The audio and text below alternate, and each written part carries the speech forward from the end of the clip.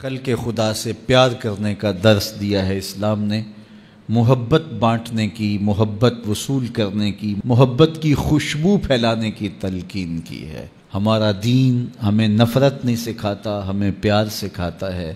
کس کو پتھر مارے ناصر کون پرایا ہے، دل کے شیش محل میں ایک ایک چہرہ اپنا لگتا ہے۔ رسول کریم صلی اللہ علیہ وآلہ وسلم نے ارشاد فرمایا، جو لوگوں پر رحم نہیں کرتا اللہ اس پہ رحم نہیں کرتا۔ تو کوئی اگر چاہے کہ میرے پہ رحم کیا جائے تو وہ لوگوں پہ رحم کرے۔ ہمارے ایک بزرگ تھے، تو جب بھی انہیں غصہ آتا تو فوراً معاف کر دیتے۔ تو ایک دن فرمانے لگے کہ میں اس لیے معاف کر دیتا ہوں کہ اللہ مجھے معاف کر دے۔ تو جو لوگوں پر رحم نہیں کرتا اللہ اس پہ رحم نہیں کرے گا۔ اس لیے مخلوق خدا پر رحم کیا جائے۔ وہ خاتون جس نے کتے کو پانی پلایا تھا، روایت میں آتا ہے کہ ایک عورت جس کا کردار اچھا نہیں تھا وہ گزر رہی تھی، تو اس نے دیکھا کہ کنویں کے ارد گرد کتا گھوم رہا ہے اور پانی بہت نیچے ہے۔ سمجھ گئی کہ یہ پیاس کا مارا ہوا کتا پانی کی تلاش میں گھوم رہا ہے، تو اس نے اپنا جوتا اتارا اور جوتے کے ساتھ دوپٹہ باندھا اور پھر اس کو لٹکایا اور پانی نکال کر کے کتے کو پلا دیا۔ اس کی زندگی تو عیبوں سے بھری تھی، گناہوں سے بھری تھی، لیکن کتے کے ساتھ رحم کرنے کے اس امر کے صلے میں اللہ نے اس کو جنت عطا فرما دی۔ تو یار اگر ایک کتے کو پانی پلایا جائے تو رب جنت بانٹتا ہے، تو انسانوں کے ساتھ شفقت کرنے والوں کو اللہ کتنا کچھ عطا فرمائے گا۔ اللہ اکبر۔ آئیے ایک فرمان اور سنیے۔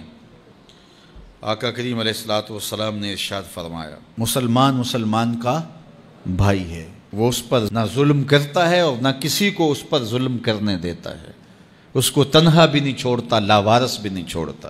جو شخص اپنے بھائی کی ضرورت پورا کرنے میں لگ جاتا ہے، رب ہو کے اس کی ضرورتیں پوری کرتا ہے، اور جو مسلمان کی کسی مشکل کو، کسی مصیبت کو دور کرتا ہے، اس پر آنے والی کسی مصیبت کو ہٹاتا ہے، قیامت کے دن اللہ تعالیٰ اس کی مشکلوں کو دور فرمائے گا۔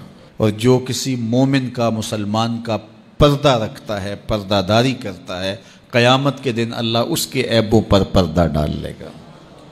تو کسی کا عیب دیکھو تو اس پر پردہ داری کرو، اس کو افشا کرنے کی کوشش کر کے اپنے لوگوں سے داد لینے کی کوشش نہ کرو کہ اس کو بڑے لوگوں کے رازوں کا پتہ ہے۔ اگر کسی کا راز معلوم ہو تو پردہ ڈال دو۔ پردہ ڈالنے والا اللہ قیامت کے دن اس کے عیبوں پر پردہ ڈال دیتا ہے۔ وہ آج ہی کسی نے میسج کیا تھا اور میں کچھ لوگوں کو آگے بڑھا دیا کہ میں کسی کے میلے کفن کو کیوں دیکھوں، میری اپنی قبر کے معاملے بڑے سخت ہیں۔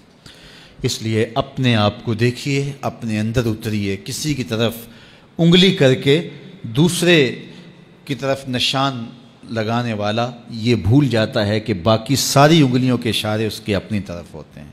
تو کسی کی طرف انگلی مت اٹھائیے، کسی کے عیب جوئی مت کیجیے، کسی کے عیبوں سے پردہ نہ اٹھائیے۔ اس کا صلہ کیا ملے گا؟ اللہ قیامت کے دن پردہ داری فرمائے گا، اور اس دن پردہ رہ گیا تو پھر آخرت بہتر ہو جائے گی۔ ہر مسلمان کے لیے دوسرے مسلمان کا مال، اس کی عزت اور اس کا خون حرام ہے۔